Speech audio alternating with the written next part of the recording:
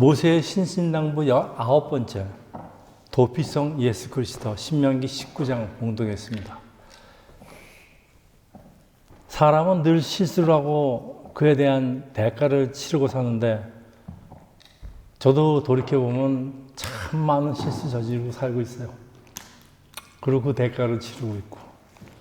그런데 뭐 조그만 것들 감당할 수 있는 작은 실수도 있지만은 만약 큰 교통사고가 일어나서 실수로 사람을 죽이게 되는 일이 일어난다면 이건 끔찍하죠.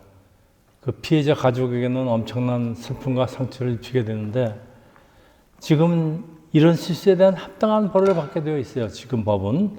근데 예전에는 법이 단순했기 때문에 눈에는 눈으로, 이는 이로. 그러니까 눈이 하나 뽑혔으면은 가해자의 눈도 하나 뽑고 이도 뽑혔으면 이도 뽑아라. 뭐 그런 얘기 같아요. 단순해요. 그래서 이제 사람을 죽이면은 피해자 가족이 똑같은 형벌, 그러니까 죽음이죠. 가해자의 죽음을 요구합니다. 그들에게는 당연한 권리지만은 고의가 아니라 실수인 경우에도 피해자 가족이 복수를 하겠다고 달려든다면 어떻게 해야 할까? 고의가 아니라고 해명할 기회도 주지 않고 달려든다면 이런 경우를 위해서 준비된 것이 바로 도피성 제도입니다. 저는 이 도피성 제도를 생각할 때마다 참 하나님도 참 놀라우신 분이라는 생각을 많이 하는데 이 제도는 가해자에게 일정 기간 동안 도피성에서 살게 하면서 공정한 재판을 시간을 가지고 갖게 하고 그래서 고의가 있다면 법에 의해서 처벌하고 없다면 사면하는 제도가 바로 이 이스라엘의 도피성 제도입니다. 신명기 19장 3절입니다. 내 하나님 여호와께서 내게 기업으로 주시는 땅 전체를 세 구역으로 나누어 길을 닦고 모든 살인자를 그 성읍으로 도피하게 하라. 여기 세 구역이라는 건 이제 요단강 서쪽 이스라엘만 얘기합니다.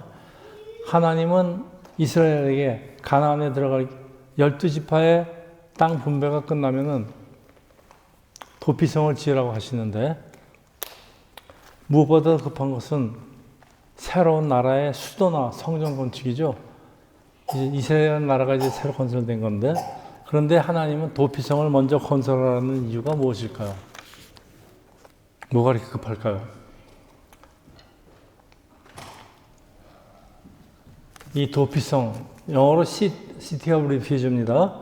히브리 언어로는 받아들이는 성이라는 뜻이에요. 하나님이 도피성을 만든 이유가 무모한 피 흘림과 보복의 악순환을 막기 위한 것으로 자기 아버지를 죽였다고 아들이 쫓아와서 또 그 사람을 죽이면은 또 상대편 그 피해자의 가족 아들이 또 쫓아와서 아버지를 죽이고 이런 말하자면 피 흘림과 보복의 악순환이 되는 거예요. 이 고의성 없이 우발적으로 살인한 사람에게도 피난처를 제공해서 이 피의 보수자로부터 지켜주는 제도입니다. 피의 보수자가 사진에 보면은 정신없이 칼 들고 쫓아옵니다. 그 예전에 군부 시절에요. 서울에서 학생들이 이제 가두 데모를 자주 하는데 이제 경찰한테 쫓기다가 명동 성당으로 피신을 하면은요, 명동에서 하다가 경찰도 거기까지는 쫓아가질 않아요. 그리고 이제 나오기만 기다리고 있던 그런 게 있습니다. 도피성이라는 거는 쫓기는 사람을 받아들여 보호하는 성입니다. 신명기 19장 4절 6절입니다. 살인자가 그리로 도피하여 살만한 경우는 이러하니 곧 누구든지 본래 원한 없이 부지 중에 그의 이웃을 죽인 일 6절 그 사람이 그에게 본래 원한이 없으니 죽이기에 합당하지 아니하니 두렵건대 그 피를 보복하는 자의 마음이 복수심에 불타서 살인자를 뒤쫓는데 그 가는 길이 멀면 그를 따라잡아 죽일까 하노라. 이 과실로 사람을 죽였을 경우에도 복수심에 불탄 또 다른 충동적인 살인을 방지하기 위해서 무엇보다도 하나님은 먼저 이런 도피성 제도를 마련하시는 건데 참 놀라운 제도 같아요. 피보복자 손에 억울하게 피를 흘리지 않도록 일단 이 가해자를 도피성으로 피신을 시킵니다. 그러면 이제 추적자들도 좀 시간을 가지고 자기 분노를 좀 삭히는 시간도 가질 거고, 또 이 사람은 그 도피성 안에서 살면서 이제 공정한 재판을 받게 하려는 하나님의 참 배려입니다. 놀랍습니다. 하나님은 장차 가나안 땅에 들어가면 이런 사람들을 위해서 도피성을 건설하라고 이렇게 명시하셨다는 사실은, 하나님은 무죄한 사람이 피를 흘리는 것을 방지하는 것이 이 도시를 건설하는 것보다, 하물며 성전을 건축하는 것보다도 무엇보다 더 시급한 일이라는 그런 하나님의 명령입니다. 참 놀라운 명령이에요. 하나님이 도피성을 만드신 더 깊은 이유는 여러분 나중에 있습니다. 우리가 이제 오늘 설교에서 찾아보고자 하는 얘기가 바로 이것입니다. 자, 도피성은 아무나 들어가는 것이 아니고요. 도피성 성 밖에서 장로들을 만나서, 그 성의 장로들 아주 까다로운 절차를 가지고 자기가 이제 무고한 살인자라는 것을 이제 설명을 하고, 그 장로들은 엄격한 심사를 통해서 네, 너는 일단 죄가 없는 것 같으니까 통과하며 들어갈 수 있는데, 자, 이 성 안에서 이 사람은 자유로운 사람으로 살게 됩니다. 네, 아무런 제한이 없어요. 그렇지만은 자기 고향에서 지금까지 누리던 삶을 포기하고 자기 가족들과 떨어져서 도피성에서 새로운 삶을 살게 하는 건데, 참 그것만 자체도 괴롭죠.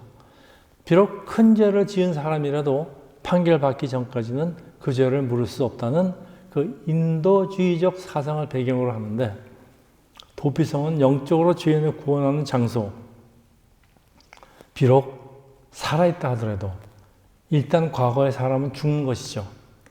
이것이 크리스천 삶을 예표하는 이유는, 크리스천도 세례받을 때 물에 빠져서 일단 죽습니다. 그리고 유대인들도 자기 갓 태어난 아이를 하나님께 바치는 거, 다 같은 맥이 같습니다.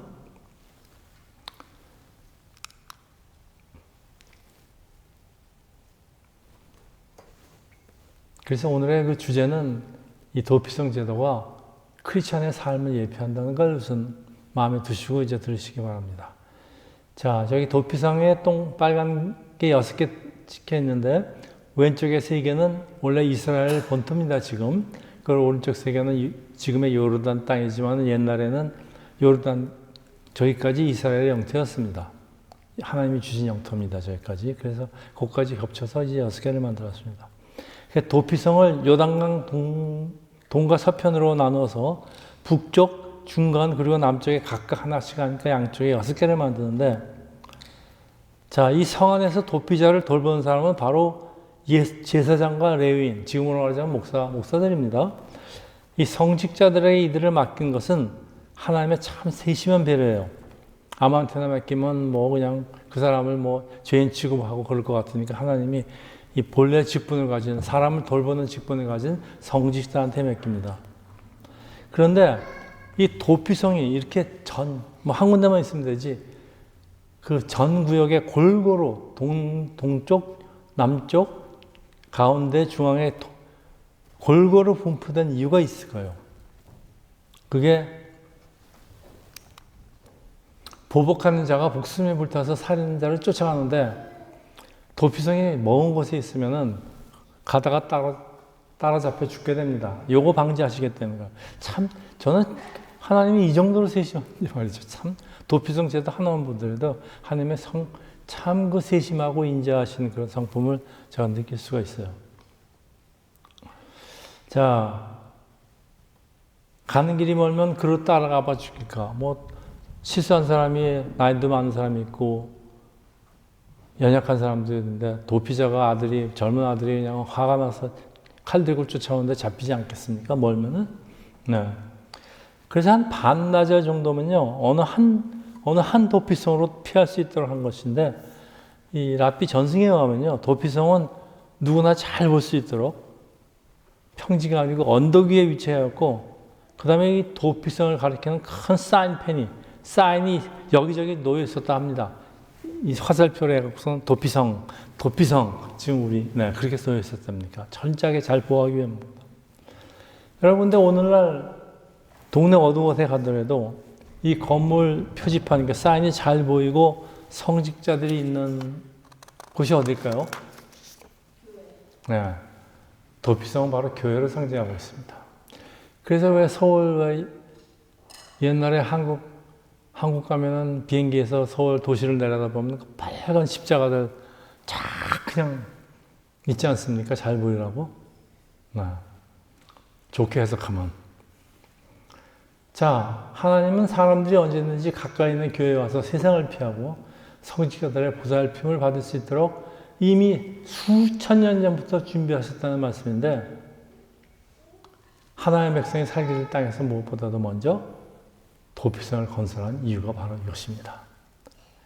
피난처 되시는 하나님이라는 주제를 갖고 있어요. 하나님이 피난처를 주시는 겁니다. 시편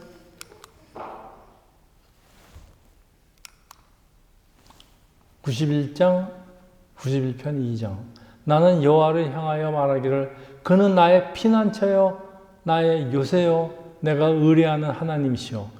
46편 1절 하나님은 우리의 피난처이시며 힘이시니 환난 중에 만날 큰 도움이니라.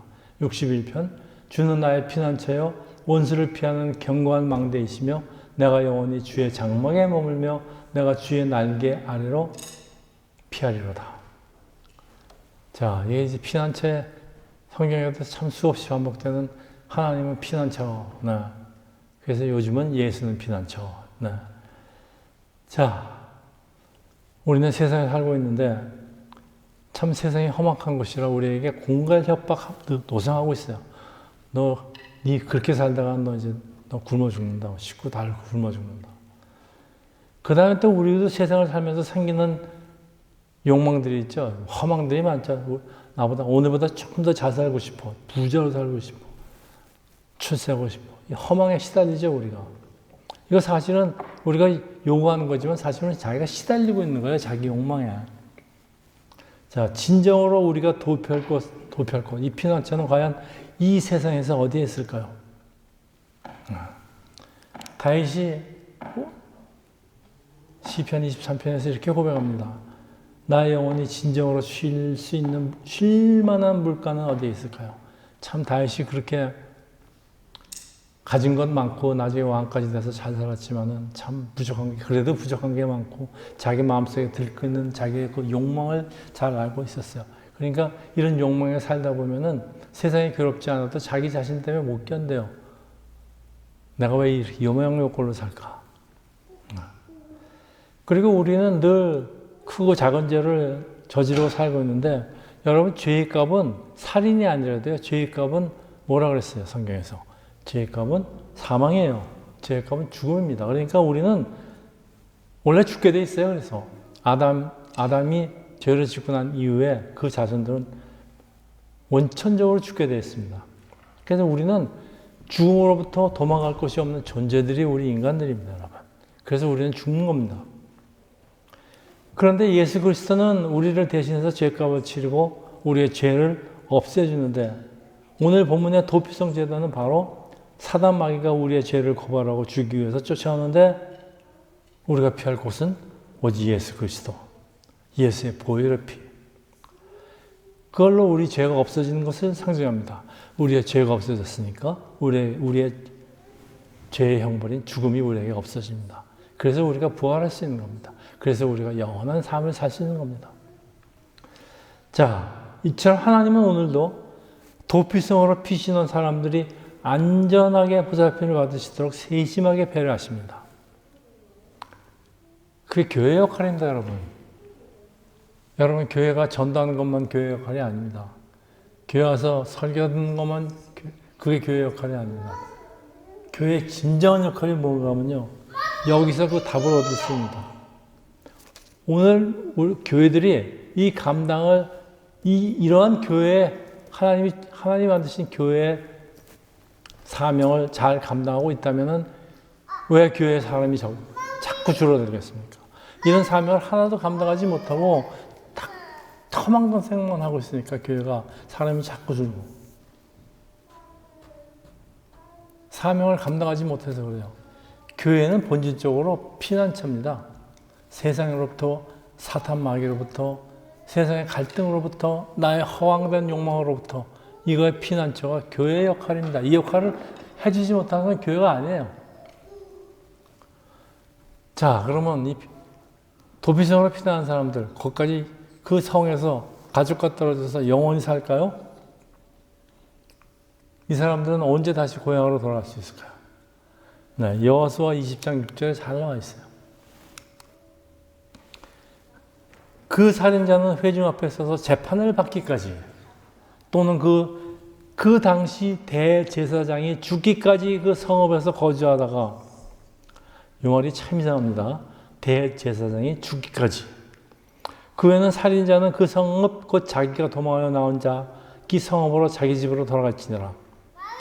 자, 자기가 살던 고향이죠. 부모 형제를 떠난 낯선 곳에서 홀로 산다는 것, 참 이거 힘든 일이죠. 뭐 죄를 졌으면 어쩔 수 없지만 감옥에 있는 것처럼, 마가 죄가 없는데 이렇게 혼자서 감옥처럼 살고 있다면 정말 억울할 것 같아요. 그런데 피신자가 도피성에서 합법적으로 자유롭게 나올 때가 있습니다. 첫째, 자, 이제 정식으로 재판을 받고, 재판할 때는 이제 증인도 부르고 이제 다 부릅니다. 그 사람이 이제 과실로 죽였다는 걸 증명한 사람들, 뭐 이런 거 다 부르고서서 무죄나 과실치사 판정이 될 때 당연히 이 죄에서 벗어납니다. 그러니까 그건 당연해요. 세상도 그렇습니다. 그다음에 정말 중요한 건 둘째입니다. 그 당시에 대제사장이 죽을 때, 그 성의 대제사장이 그 성에서 죽을 때 되면 풀려나오면 됩니다. 참 이상야릇하죠. 어떻게 대제사장이 죽으면 살인자나 피해자가 죄에 관계없이, 재판에 관계없이 재판도 안 하고 모든 혐의에서 벗어날 수 있다는 거예요. 몇 가지 추측해보면 대제사장이 죽는 것으로 죄가 있더라도 그 죄가 사함을 받는다는 그런 뜻일까요? 네, 그런 것 같아요. 그래서 대제사장의 죽음이 죄인의 죄를 대속한다는 뜻일까요? 네, 이제 십자가가 여기서 나옵니다. 십자가가 여기서 나옵니다. 하나님은 왜 이런 이상한 규정을 만드신 건가요? 살인자의 생명을, 그게 고의든 과실이든 그 성의 대제사장의 생명과 일치시킨다는 것. 같이 살고 같이 죽는다, 그런 뜻이에요. 죄에 관계없이. 다시 말하면 대제사장이 죽으면은 살인자가 비록 살아있어도, 죄가 있든 없든, 저는 살인자예요. 죄가 있든 없든 살아있어도 죽은 것으로 간주한다는 말씀 아니겠어요? 이거 아니면 뭐예요? 그래서 사실 도피성으로 피신한 고이든 과실이든 살인자들이 기도 제목이 딱 하나 있대요. 우리 대제사장 빨리 죽게 해주세요. 그래서 그 대제사장 가족들은 자기 아빠를 지키기 위해서 결사적으로 기도한답니다. 제발 죽게 하지 마세요. 참 재밌는 얘기죠. 이것도 다 랍비 전승에 다 있는 얘기입니다. 자, 고이든 어쨌든 없든 나의 결벽을 입증할 수 있든지 없든지에 관계없이 나의 죄를 대속하니 제사장이 죽는다면 죄사함을 받을 수 있다는 마음이에요. 왜 대제사장이 죽으면 비록 죄가 있어도 사함을 받는다는 건가요? 우리 사도 바울이 이걸 백업을 합니다. 로마서 6장 6절입니다. 우리의 옛사람이 예수와 함께 십자가에 못 박힌 것은 죄의 몸이 죽어 다시는 우리가 죄에게 종로로 타지 않게 하려니라. 여러분, 우리가 세례받을 때 죽는 이유입니다. 죽는 신용이라도 하는 이유입니다. 우리는 죄를 받고 죽어서 새로운 생명으로 다시 태어나는 이유입니다. 예수의 죽음에 내가 같이 죽습니다. 예수가 죽기 때문에. 그럼 나도 죽는 거예요. 예수가 죽으면서 나도 죽는 겁니다. 이게 예수 십자가의 신비입니다. 그리고 이게 복음이에요. 여러분, 십자가에서 자기가 죽지 않으면은 이거 다 헛것입니다. 여러분, 십자가에서 죽으셨어요? 십자가 십자가가 여러분의 무덤이 돼야 됩니다. 그래서 예수 그리스도는 우리의 영원한 대제사장, 예수 그리스도가 십자가에 달려 우리의 죄를 대속하시고 죽을 때, 대제사장이 죽을 때 우리 살인자의 죄까지 없어진다는 말씀이에요. 그럼 이게 뭐예요? 도피성은 우리 죄를 사하려고 십자가에서 죽는 십자가 예고편이라는 얘기 아니에요? 예수 태어나기 그 몇천 년 전부터 참 놀라운 제도입니다. 이스라엘이 생기기도 전에 이스라엘 가나안 땅으로 이제 막 이스라엘 노예에서 풀려나서 막 들어갈 때 벌써 이런 제도를 하나님이 준비하셨다는 얘기들은 참 하나님은 우리의 상상을 초월하시는 분입니다. 로마서 8장 1절에서 2절입니다. 사도 바울의 계속되는 말씀입니다. 그러므로 이제 그리스도 예수 안에 있는 자에게는 결코 정죄함이 없나니. 왜 정죄함이 없을까요? 죄가 있든 없든 예수와 함께 죽었기 때문에 죽은 사람한테 무슨 죄를 묻습니까? 이는 예수 그리스도 안에 있는 생명의 성령의 법이 죄와 사망의 법에서 나를 해방하였습니다. 여러분, 세상에 하나님 나라의 법이 두 개 있습니다. 죄와 사망의 법은 죽음입니다. 그렇지만 예수 안에 있는 생명의 법은 예수를 믿으면 사는 겁니다. 아주 기독교 놀라운 진수가 우리 신명기에 나타나고 있어요. 그래서 구약과 신약이 저자가 서로 따로따로 다른 사람이라 뭐 이런 헛소리하는 학자들, 성서학자들 보면요, 참 기가 안 막힙니다. 성경을 어떻게 얼마나 이해하고서 이런 얘기를 하는지. 자, 죄와 사망에서 우리를 해방시키는 분은 우리의 피난처 예수 그리스도예요. 그래서 우리가 하나님의 심판을 피하는 길은 딱 하나밖에 없어요. 하나님이 허락하신 십자가 오직 예수 그리스도께 피하는 거예요. 그래서 고대의 도피성은 예수 그리스도의 십자가 죽음으로 세워진 오늘의 교회입니다. 여러분, 교회가 뭐라고 생각을 하십니까? 도피성의 목적은 첫째, 우발적으로 살인한 자를 도피시켜서 생명을 구하는 거고, 둘째, 장차 예수 그리스도가 택하신 백성들이 도피성이 되어주셔서 예수 안으로 피하여 오는 사람들의 생명을 구원해 줄 것을 예표합니다. 그래서 오늘의 도피성은 예수 그리스도로 마귀와 사망의 세력에서 해방시키고 영원한 생명을 주는 것, 예수만이 우리의 피난처, 안식처, 생명의 보호처가 됩니다. 자, 우리는 세상에서 마치 쫓기듯이 하루하루를 살고 있어요.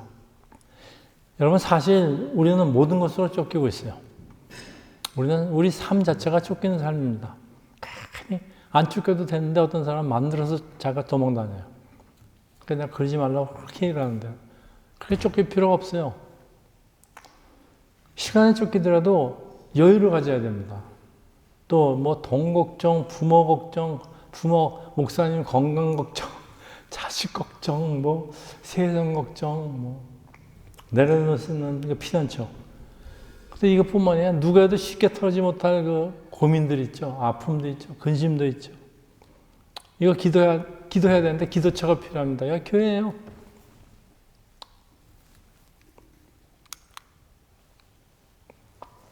자, 이제 말씀을 정리하겠는데, 우리의 피난처는 예수 그리스도이고 예수를 따르는 삶이 바로 도피성의 삶으로 교회는 우리의 도피성입니다.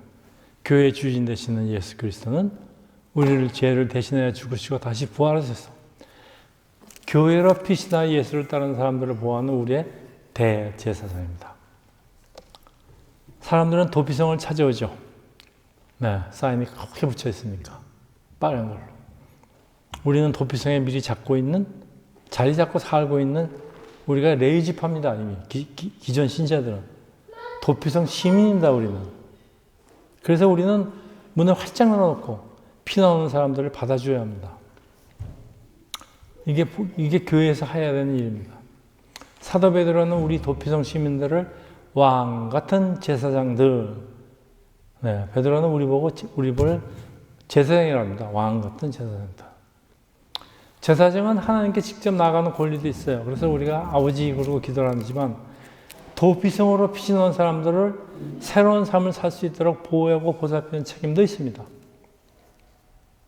내가 이 교회를 세운 사람이고 이 교회 토지대감이고 내 이 교회 장로고 이 교회 만수 집사고 찾아온 사람들에게 먼저 왔다고 텃세 부리지 마시고 세상에서 피난한 사람들을 예수교로 인도하고 보살핌과 위로를 받으시도록 해야 합니다.